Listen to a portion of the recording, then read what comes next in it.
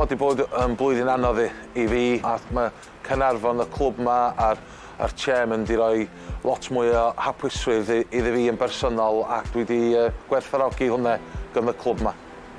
Mi roedd hi'n sioc gadael derwyddon. Oedd yn andros anodd, oedd wedi bod trafferth i ffwrdd y cae, a cael fi cwarfod efo'r cadeirydd yn ei dio, ac cael sgwrs, deud bod beth yn mynd i bod yn iawn. Wedyn y diwrnod wedyn ar fi cael deud dros y we fi wedi gadael y clwb. So, andros o siomedig efo'r ffordd oedd wedi cael ei delio efo. Oedd andros o galed i fi a'r teulu.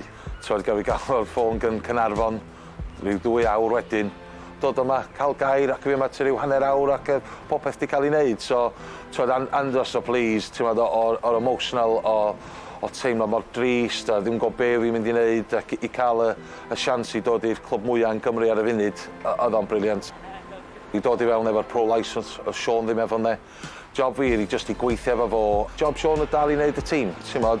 Wedi cael i ffynnu relationship efo'r supporters, mae'n gwybod beth mae'n wneud efo'i ffôn i textio nhw gyd, a mae'n rhywbeth rhaid i fi dysgu. Dwi wedi mynd ar Twitter rwan i ti a cael rhyw fath o relationship yno. Dwi wedi cael WhatsApp ti ryw 6 mis, so rhaid i fi symud ymlaen efo'r Times, ond ie, mae Sean wedi gwneud job gwych yn y clwb mad.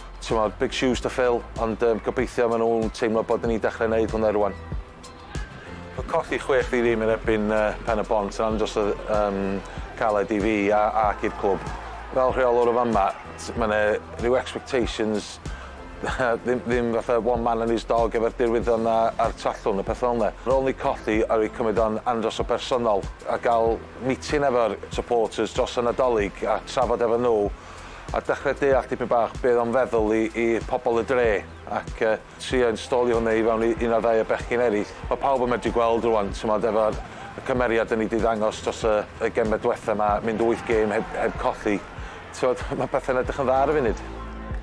Mae hwn fel teulu, a mae pobl Cymraeg yn lot mwy agos. Mae jyst yn neis i dod yma, mae'n neis i gweiddi pethau yn Gymraeg, y pobl edrych o gwmpas, ddim cweit yn siŵr beth ni'n wneud. Dwi'n rhoi dipyn bach o stick i'r un o ddau pobl sy'n siarad Saesneg yn y clwb hefyd, y chwaraewyr, a dwi'n siarad Cymraeg i nhw weithiau, a maen nhw jyst edrych arno ni. So, dwi wedi cael dipyn bach o hwyl o fe, ond y peth pwysig i ni ydy cael gyd yr hogiau lleol gorau o fama a rhoi cyfle iddyn nhw. Hwn di'r clwb mwyaf dwi wedi bod efo. Lot mwy o pwysau'n outside sources efo'r supporters a bethau. Ond hwnna beth ydych chi edrych. Os ti ddim eisiau bod fel yna, ddim pwynt yn byw a ddim pwynt yn bod yn rheolwr.